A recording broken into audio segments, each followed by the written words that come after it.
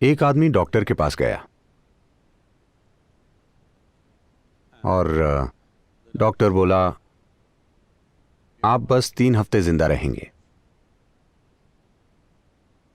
वो आदमी परेशान हो गया और बोला डॉक्टर मैं क्या कर सकता हूं। डॉक्टर बोला दिन में 3 बार मड बाथ लो। आदमी बोला ओह, क्या इससे मुझे मदद मिलेगी? क्या मैं बच पाऊंगा? क्या ऐसा करने से मैं लंबा जीवन जी पाऊंगा? डॉक्टर बोला नहीं, बस यही है कि जब वो आपको दफनाएंगे तो आपको बहुत बड़ा झटका नहीं लगेगा, क्योंकि आप पहले ही ऐसा कर चुके होंगे, हर दिन 3 बार। तो आमतौर पर धरती या मिट्टी को In United States, people refer to the soil as dirt. America में लोग मिट्टी को धूल कहते हैं। यहां भी आप उसे धूल कहते हैं या मिट्टी। भारतीय लोग मिट्टी कहते हैं, बाकी लोग आप धूल कहते हैं या मिट्टी? बोलचाल की भाषा में मिट्टी। तो वहां इसे धूल कहते हैं।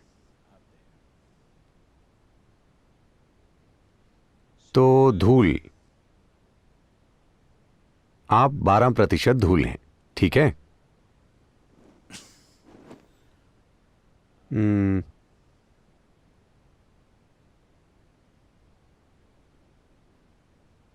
बस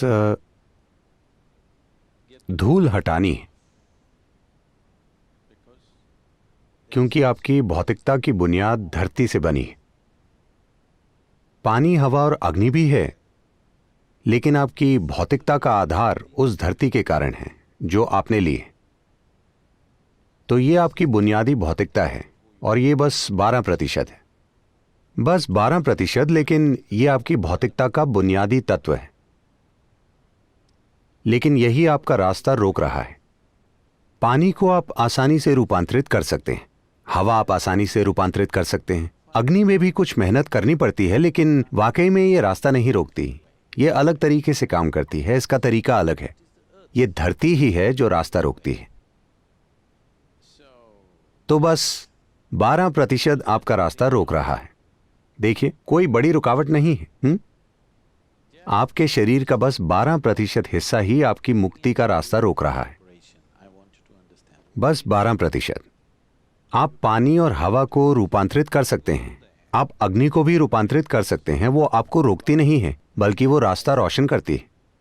बस आपके शरीर का 12% है जो रुकावट है।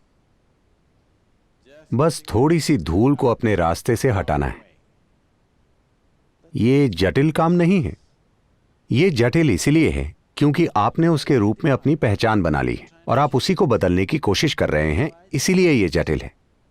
देखिए, ये फूल कितना खूबसूरत और जीवंत है, लेकिन आपके लिए मुश्किल काम नहीं था इस पौधे से काटकर उसे यहां लगाना, है ना? आपकी छोटी उंगली क्या इस फूल जितनी सुंदर है? क्या ऐसा है? Don't tell me. क्या ऐसा है? नहीं। इसे काटकर यहां लगाइए, मैं देखना चाहता हूं। नहीं, क्योंकि आपने इसके रूप में अपनी पहचान बनाई है। बात सिर्फ दर्द की नहीं है, हम आपको एनेस्थेटिक दे सकते हैं। बात सिर्फ दर्द की नहीं है, दर्द आपकी सुरक्षा के लिए है। हम दर्द को कम कर सकते हैं, है ना? हम आपको एनेस्थेटिक दे सकते हैं। क्या आप इस उंगली को काटकर यहां लगा सकते हैं? क्योंकि आपकी पहचान इसकी रूप में है। हाँ, इसीलिए यह आपका रास्ता रोकता है, वरना यह शरीर आपका रास्ता नहीं रोकेगा। जो आपको ऊंचा उठाने वाली सीढ़ी है वो फिलहाल रुकावट बन गई है, क्योंकि आपने खुद के शरीर के रूप में पहचान बना ली है। तो एक तरीका है, भूत शुद्धि का मतलब है इसकी कमान अपने हाथों में लेना, ताकि आप इसे जैसा चाहें वैसा रूप दे सकें, ताकि यह वैसा काम करे जैसा आप चाहते हैं। पर साथ ही शरीर में बहुत ज्यादा क्षमता आ जाना कुछ लोगों के लिए परेशानी भी हो सकती है, क्योंकि वो अपनी इस पहचान को और मजबूत बना लेंगे, क्योंकि ये इतना अद्भुत काम कर रहा है। उनकी ये पहचान ज्यादा गहरी हो जाएगी। तो भूत शुद्धि एक खास संतुलन से होती है। एक विशेष महारत और एक खास अलगाव, एक विशेष महारत और एक खास अलगाव, सभी साधनाएं इस तरह से कंट्रोल होती हैं। विशेष रूप से धरती से जुड़ी साधनाएं बहुत शक्तिशाली रूप में इस तरीके से कंट्रोल की जाती हैं, क्योंकि अगर आपके शरीर की क्षमता बहुत बढ़ जाए तो शायद आप अभी से भी ज्यादा बड़े अज्ञानी बन जाएं। ऐसा होता है ना? अगर आप एक छोटे से गोल की तरह होते तो आपको अपने शरीर पर इतना गर्व नहीं होता, आप शरीर के रूप में इतनी गहरी पहचान न बनाते। लेकिन अभी आप ऐसे हैं तो हर बात आपके शरीर के ही बारे में है ना? हाँ या ना? शरीर सब कुछ हो जाता है क्योंकि इसकी तारीफ की जाती है, लोग इसे अच्छा मानते हैं, तो आपके लिए शरीर ही सब कुछ हो जाता है। शरीर को एकदम फिट और उत्पादक बनाए रखना और इससे एक दूरी भी बनी रहे, सभी साधनाएं इसी तरह से बनाई गई हैं। एक स्तर पर इसकी क्षमता बढ़ाना, एक अलग स्तर पर इससे थोड़ी दूरी बनाना। दूरी के बिना अगर क्षमता बढ़ जाए तो अज्ञानता आसमान तक पहुंच जाएगी। लोग अभी से कहीं ज्यादा बड़े अज्ञानी बन जाते हैं। तो धरती की साधनाएं विशेष रूप से इस तरह से तैयार की जाती हैं कि उचित दीक्षा के बिना उन्हें वाकई में कभी नहीं सिखाया जाता, क्योंकि पहले अलग रखना सीखना चाहिए और फिर क्षमता, वरना लोग अभी से ज्यादा उलझ जाएंगे। तो क्या इन्हें सिखाया जा सकता है? बिल्कुल सिखाया जा सकता है, लेकिन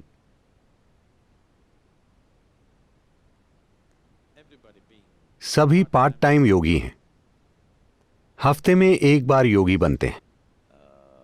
ज्यादा से ज्यादा साधनाएं सीखते जाना भी अच्छा नहीं है। ऐसे लोगों को यह करना चाहिए, आप सभी को यह करना चाहिए कि एक साल में आपको कम से कम 2 से 3 हफ्ते की छुट्टी लेनी चाहिए, वो भी 2 या 3 बार,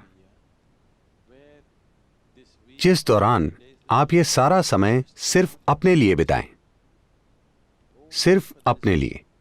क्या यह स्वार्थ नहीं है?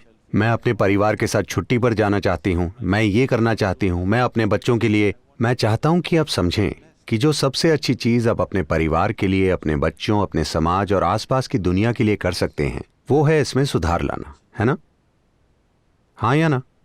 ये वो सबसे अच्छी भेंट है जो आप किसी को दे सकते हैं। अगर आप एक शानदार इंसान बन जाएं, तो क्या यह सबसे अच्छी भेंट नहीं होगी? ज्यादातर इंसान मुश्किल होते हैं।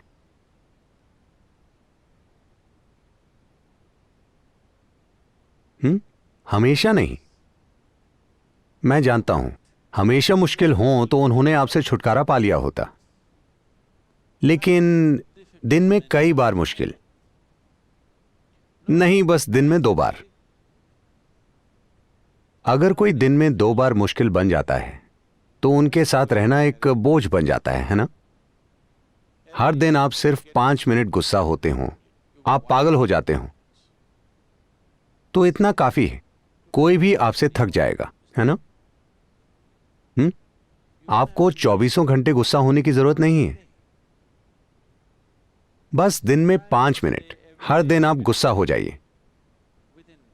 कुछ समय बाद लोगों में आपके लिए सिर्फ नाराजगी होगी। हाँ या ना? खुद को गंदा करने के लिए आपको गंदगी में डूबना जरूरी नहीं है। आप बस गंदगी का एक टुकड़ा अपनी नाक पर लगाकर घूमिए, इतना ही काफी है। कोई भी आपके पास नहीं आना चाहेगा, है ना? हर चीज साफ और अच्छे से धुली हुई है, बस गंदगी का एक टुकड़ा आपकी नाक पर। क्या कोई आपको छूना चाहेगा? नहीं। बस यही करने की जरूरत है। आपको पूरे दिन बुरा बनने की जरूरत नहीं है। 3 दिन में एक बार आप बुरे बन जाइए, इतना काफी है आपसे थकने के लिए, है ना?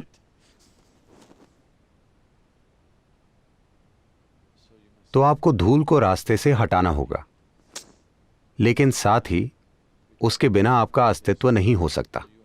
तो आपको इसे ज्यादा सक्षम, ज्यादा कुशल और ज्यादा जागरूक बनाना पड़ेगा।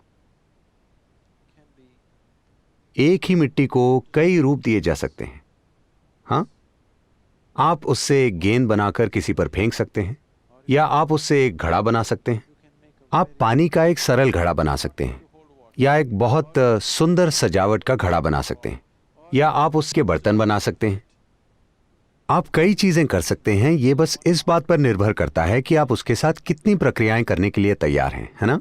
मिट्टी के एक टुकड़े के साथ तो ये भी वही है, एक मिट्टी का टुकड़ा। आप इसे कितनी प्रक्रियाओं से गुजारने के लिए तैयार हैं, इसी आधार पर यह बिल्कुल अलग चीज बन सकता है। हो सकता है आप बस एक ईंट हो, या एक घड़ा, या एक सुंदर घड़ा, या शायद चीनी मिट्टी का घड़ा। आज चीनी मिट्टी का इस्तेमाल गाड़ियों के इंजन में भी किया जा रहा है, क्या आप जानते हैं? वो चीनी मिट्टी के पिस्टन बना रहे हैं। इसकी कुशलता सबसे ज्यादा होती है, ये कोई भी तापमान झेल सकती है।